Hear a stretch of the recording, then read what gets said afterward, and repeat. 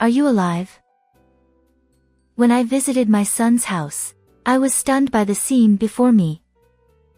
I exclaimed as I stood in my son's house, confronted by a shocking scene. There, in the living room, was my missing 5-year-old grandchild, chained and emaciated.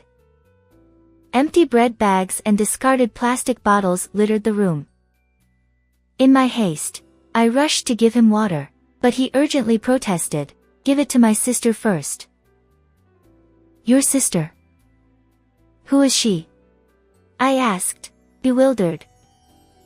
Then, from a corner of the room, I heard the feeble cries of an infant. The shocking truth soon became clear. I resolved to thoroughly punish the person responsible for putting my grandchild through such an ordeal. "Do you want to lend me money again?" I let out an exasperated voice toward my son on the phone. Sigh. It has been 3 years since my husband passed away when I was 62. Since then, I've been living alone. I worked for many years, and my husband left me with a substantial inheritance, so I haven't faced financial difficulties. However, my main concern now is my son, Thomas, who has already moved out. He has always been careless, even after becoming a working adult. He brought work-related items home, overslept, and consistently displayed poor work ethics. His job history was marked by frequent job changes, and he occasionally asked me for financial help. Despite feeling disappointed in my own son, the bond of family ties prevented me from completely giving up on him. One day, out of the blue, Thomas came to our house with a woman. "Mom, I'm going to marry this girl." Surprised, I greeted the young and flashy woman. "Hi, I'm Aileen." I replied, "Nice to meet you, Aileen.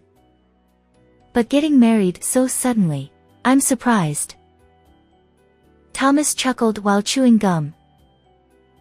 "Well, what can you do when you get pregnant?" Then she lightly touched her belly and said, "I'm 4 months pregnant." I was surprised but managed to say, "Congratulations," as I saw my son and his wife off. Although the order is different, pregnancy is a happy thing. I'm going to have a grandchild. But I wonder if those two can raise a child properly. I had mixed feelings. After some time, I visited Thomas and his family at their home, and I was taken aback. The interior looked as if a burglar had ransacked the place. Empty convenience store meal containers and cup noodle cups were strewn everywhere. I couldn't help but exclaim, "What on earth is this mess?" "And Aileen, are you eating properly? It's not just your body now. I bought some vegetables. Shall we cook together?" In response, my daughter-in-law, who had a slightly larger belly, twisted her face. She retorted, "Ugh. Cooking is such a hassle." As I began to say, "But you need proper nutrition," Thomas interjected sharply. "An annoying mother-in-law who nags all the time won't be liked, you know. Stop picking on my wife." "I have no intention of doing that."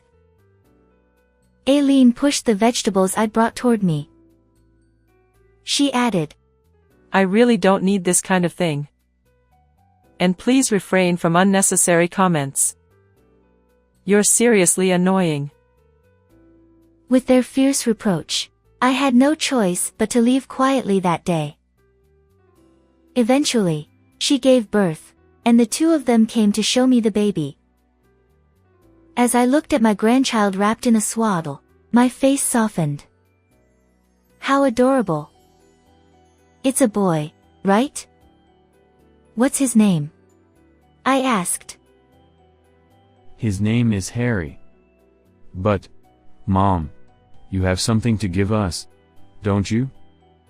Oh, yes, that's right. It's a small gift for the birth. I handed over an envelope. Aileen swiftly snatched it and checked the contents. Tom, there's $1,300 in here. She exclaimed. My son grinned. Awesome. Maybe I'll go out and treat myself. I tried to tell my son and daughter-in-law to use the money for the baby, but it seemed they weren't really listening. Then my son looked at me. You know, Mom, with the baby and all, our current home is getting cramped. We're thinking of moving to your vacant house. I had just moved from the house where I lived with my husband to a reasonably priced apartment at that time. We were considering whether to sell the house or rent it out. Certainly, raising children requires money, and perhaps living in a house would allow for more relaxed parenting. With that thought in mind, I nodded. I understand. You don't have to pay rent, so you can live there. My son replied. Thanks. Should we move next month? However, Aileen, who had been listening to everything, interjected. She said to me, But please don't come to our house. I was taken aback and stammered, Huh? Thomas continued. We don't want interference, so please leave us alone. I understand, I replied. And so, I found myself only able to visit my son and daughter-in-law's house when I had urgent matters. Occasionally, I'd contact them to share food, and during those times, they reluctantly allowed me to meet Harry. But it was clear they preferred their privacy. Despite this, my grandchild was growing well, and he even started calling me Grandma. But just before Harry turned 4 years old, as usual, when I contacted him saying, I want to bring Harry's snack, I received a message from my son. He said, Aileen doesn't want to see you anymore. Stop doing this and don't come to our house. We've changed the locks, so you can't get in. I was surprised by his one-sided statement and felt angry, but perhaps I unintentionally offended Aileen without realizing it. So, I decided to observe the situation for a while. However, in the process, I missed the timing to visit my son's house, and I gradually stopped going altogether. Occasionally, when I contacted Thomas for some reason, I received reluctant and brief responses. Harry is already 5 years old, isn't he? I hope he's doing well. Despite my worries, I continued living my solitary life. Then, one day, an unfamiliar number called me. When I answered, the person on the other end said, I'd like to request repayment of your son's debt. Upon further conversation, it became apparent that my son had unilaterally made me a co-guarantor. While I'd been asked for financial help before, I never expected something like this. I immediately tried to contact Thomas, but there was no response. Usually, I'd receive a reply after some time, but this time, it was different. Frustrated, I headed to my son's house. I pressed the intercom button, but no one answered. No matter how many times I called, the line remained silent. Even when I changed the time of my visits, the situation remained unchanged. After several days of this, I began to worry. Could they have gone missing? Where are they? I searched for any clues. When I went to Thomas's workplace, they told me he had quit. The neighbors were equally clueless about their whereabouts. A whole week had passed since my initial visit. Considering reporting to the police, I decided to give their house one more try before taking that step. I pressed the intercom, but still received no response. The front door remained locked, preventing me from turning it. With a sigh, I was about to leave when suddenly, from inside the house, I heard a faint thud, as if something had shifted. I called out desperately, "Is anyone inside? Show your face, please." But there was no response. However, the sound from inside intrigued me, and I pondered how I could somehow get into the house. That's when I noticed something I hadn't seen during my previous visit. The lock on the garden side casement window was open. With trepidation, I entered and was met with a scene that made me scream in horror. In that situation, 5-year-old grandson Harry was crouched and chained. "Are you alive?" I exclaimed, rushing to his side. The room reeked of decay, and around Harry lay empty bread bags and scattered plastic bottles. He whispered, "Grandma? Did you come to rescue me?" "What on earth is happening here? And first, let's get you some water." I hurriedly fetched water, attempting to pass it to Harry, still bound by the chain. But then he cried out, "Give it to my sister first." "Your sister? Who's your sister?" In the next moment, I heard a feeble cry from the corner of the room, and as I turned my gaze in that direction, I accidentally dropped the cup I was holding. To my astonishment, there lay an about 3-month-old baby. The shock of discovering this infant's existence overwhelmed me more than the distressing sight of my grandson, Harry. Both Harry and the baby appeared weakened. Desperate to help, I unfastened Harry's chain, placed him and the baby in the car, and rushed to the hospital. The examination results indicate that both individuals are suffering from malnutrition. When the doctor asked, "May I inquire about the circumstances?" I was unable to respond because I hadn't been involved with my son and daughter-in-law for some time. Harry and the baby are scheduled to be hospitalized for a few days, and subsequently, the police arrived after receiving a report from the hospital. When questioned by the police, I honestly conveyed that my son and daughter-in-law were missing. Harry, who was receiving intravenous fluids, was also asked various questions, but he appeared too frightened to say anything. After the police left, I approached my visibly calmer grandchild and asked, "Where are Mom and Dad?" "They said they were going abroad. They packed their big bags and left." "What?" Harry began to speak in fragments about the situation. "Mimi, my granddaughter, was born about 4 months ago. Harry was taught how to prepare milk and change diapers, and he took care of her. Then, an unsettling revelation followed. Harry was told, 'We'll keep you tethered to the care of your sister, so you won't escape,' before leaving on a trip. Even if the doorbell rings, I was told not to answer." As I stood there, frozen and covering my mouth, my grandchild burst into tears.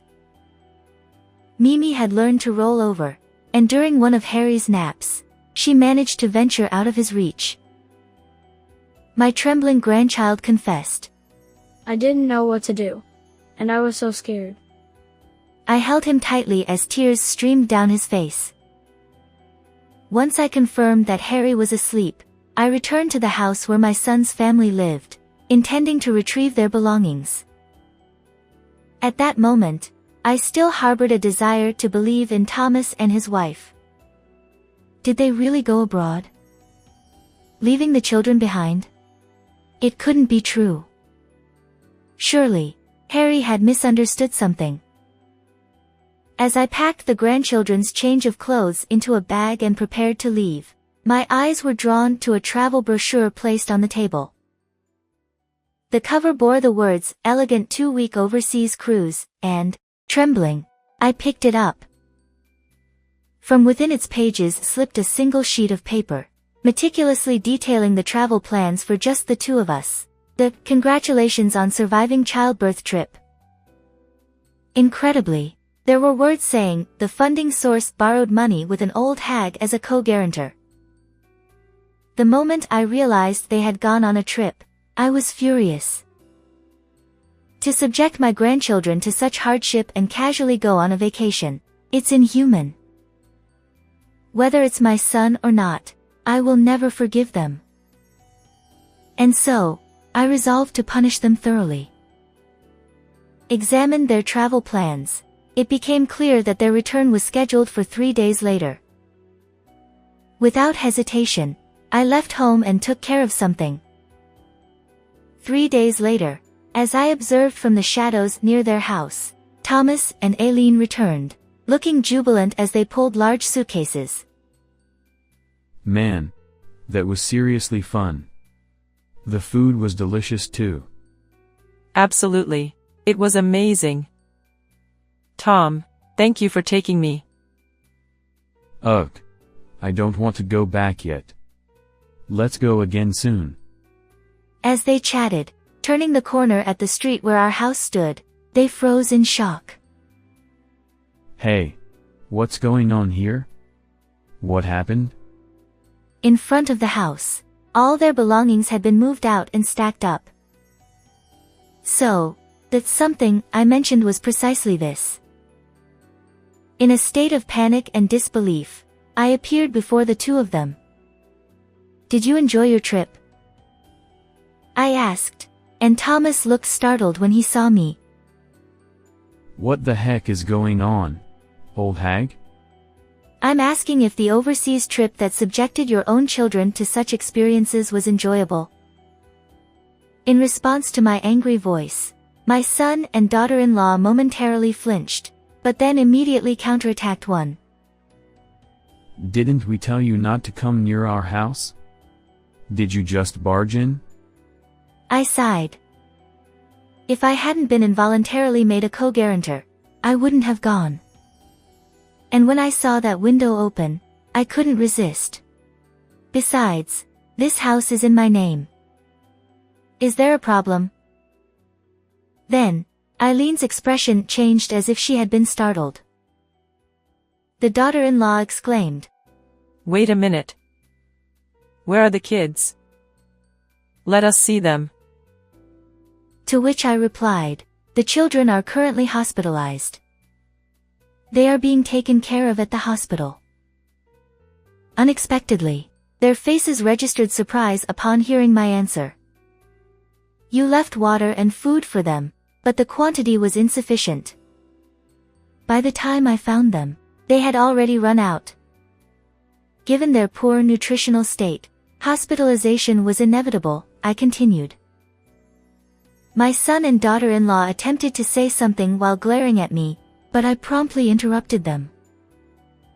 Furthermore, Mimi has learned to roll over and has managed to move out of Harry's reach while chained. If I hadn't found her in time, she might not have survived. As I spoke sternly, Eileen's expression clearly showed her embarrassment. However, Thomas lashed out at me. In the end, they're alive. So it's fine. But right now, it's about the house. Why are the belongings outside? Then, I declared, I have no intention of letting you, who have committed such despicable acts, live here. I've decided to put this house up for sale, so please leave. Upon hearing this, my son and daughter-in-law were shocked and began berating me. Don't be ridiculous, old hag. Such tyranny won't be tolerated. Exactly. Enough already. Return the house and the kids. At that moment, I looked directly at my son and said, Thomas, it seems I've made mistakes in raising you. You can't hold down a job, you've burdened your parent as loan guarantor, and now this. It's truly pathetic. I no longer see you as my son. Thomas, who had fallen silent, glanced sideways. This time, I turned toward his wife. Aileen, do you realize how vulnerable those children were? Having 5-year-old Harry to take care of your baby, what are you thinking? After subjecting those kids to such trauma, you have no right to call yourselves parents. the couple was rendered speechless by the scathing words. However, my son erupted in blind fury. I don't care. Let us in. This is my home. Well, even if there is a home, you won't be able to return for a while, I replied coolly. Just then, in unison, the son and daughter-in-law exclaimed, "What?" At that very moment, the distant wail of a police siren drew closer. Did you report us? If so, they've already done it when your kids were taken to the hospital. The police instructed me to notify them when you returned, so I took care of it earlier, I said matter-of-factly. Without changing my expression, I watched as my daughter-in-law's face turned pale, and she began to tremble. Tom, what should we do? Are we going to get arrested? I can't bear the thought of dealing with the police. At that moment, Thomas, tearfully, clung to me. Mom, please. Smooth things over for us. Convince them we're innocent. I promise we'll do better from now on. Please. Aileen, her face streaked with tears and mucus, chimed in. Please, I beg you. And so, I made my decision, resolute and unwavering. I won't forgive you. Today, I sever all family ties. What you've done to your children is an undeniable crime. Reflect on it and make amends. The son and daughter-in-law slumped in their seats, muttering, "But..." Just then, a police car arrived, and I watched with a cold detachment as they were led away. Afterward, Thomas and Aileen were interrogated by the police and found guilty. They were detained for a long time, and although they were eventually released, they had no home to return to. I took legal action and obtained custody of my 2 grandchildren. Despite opposition from my son and daughter-in-law, their behavior was called into question, and ultimately, I prevailed. Currently, they have moved far away and are living in a precarious, run-down apartment. Given the news coverage of this incident, it's unlikely they'll find stable employment in the future. Nevertheless, I harbor no sympathy for them. On the other hand, I am wholeheartedly raising my 2 grandchildren. Harry helps with household chores, and Mimi has started talking and is in her adorable phase. It's a busy life, but thanks to my grandchildren, every day feels fulfilling. I'll continue to take care of my health and do my best for these precious grandchildren. How did you find this story? If you enjoyed it, consider subscribing to our channel. Until next time in our next video.